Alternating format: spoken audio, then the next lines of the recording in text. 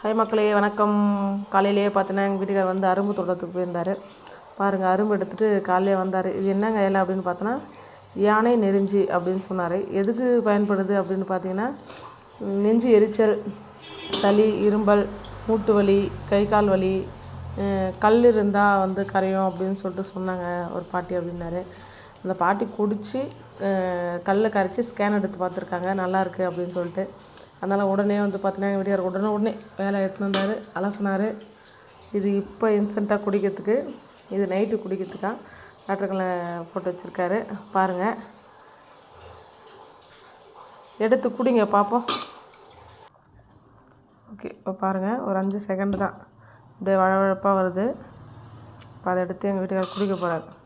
இன்னொரு விஷயம் என்னென்னு பார்த்தீங்கன்னா, அது வெள்ளைப்படுதல், உடம்பு ஹீட் கண்ட்ரோல் அவ்வளோ நல்லாயிருக்கும். டக்குன்னு குடிங்க பார்ப்போம்.